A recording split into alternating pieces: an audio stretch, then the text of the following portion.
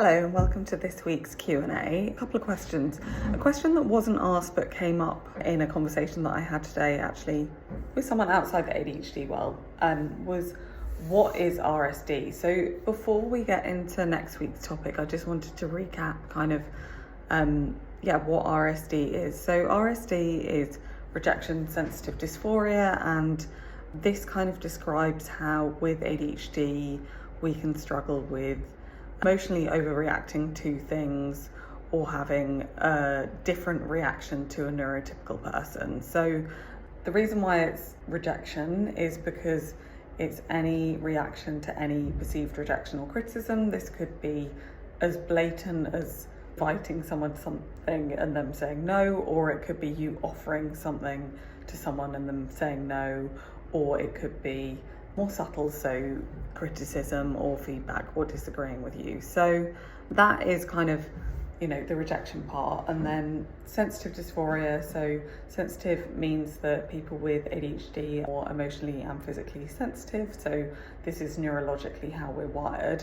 And then dysphoria is that kind of overreaction. So it's a dysphoric reaction in that it is not necessarily proportional to the situation. So our brains with the interest-based attention system might not be able to prioritize our reaction to a small email at work or a catastrophic situation. So that's where the dysphoria comes from. And the way that I view it is taking everything personally. So I have always struggled with feedback throughout my career, and I see it as the way that I react to things. I will always think that it's something that I have done wrong, or blame has been placed on me, or blame will be placed on me.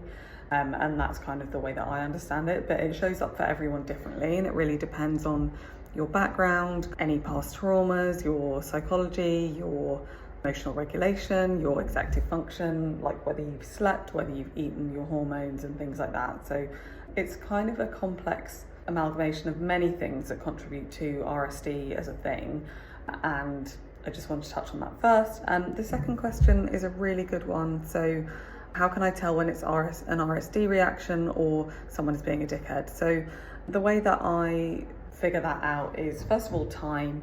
So if I have a reaction to something and I sleep on it and 24 hours later I'm still annoyed, then I can look a little bit deeper. Whereas if it is within the first 12 hours, I think I need to figure out whether this is a reaction or not, but time helps me to get a bit more perspective.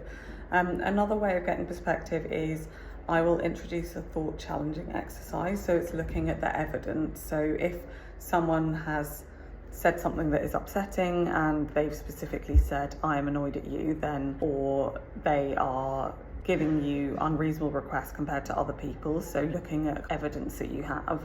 Another way of telling if someone is a dickhead is if you've got someone that you trust who you can sense check things with. So that can change the perspective as well.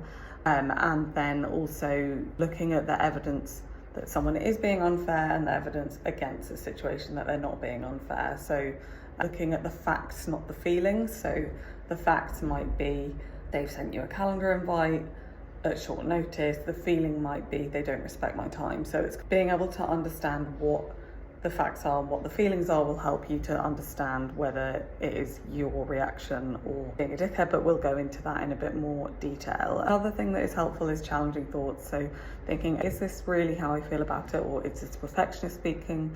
Is this really how I feel about it, or is this because being left out of a situation is quite triggering to me due to past experiences and things like that? So thinking about where the feeling has come from and whether that is from you, whether that is from things that you've learned growing up and things like that, can help you to understand if it is an overreaction or just a reaction. And then the final question was, will I be sharing a video on RSD? I will have a look at it, but I think that the way that I'm approaching RSD at the moment has slightly changed since I did my last RSD workshops. I think I will have a look at it tomorrow and see if it is relevant to share, but I actually think that the way that I'm approaching RSD as a coach is a bit more simple, so I think I'll have a look to see if there is value in it, but I think that we can probably do more succinct, clear learning on Monday. So what we'll do is the same thing that we did last week. So we'll do about half the session will be learning and half the session will be discussion, and I'll give you an agenda for that on Monday morning. But yeah, thank you for your questions, and I will speak to you guys soon.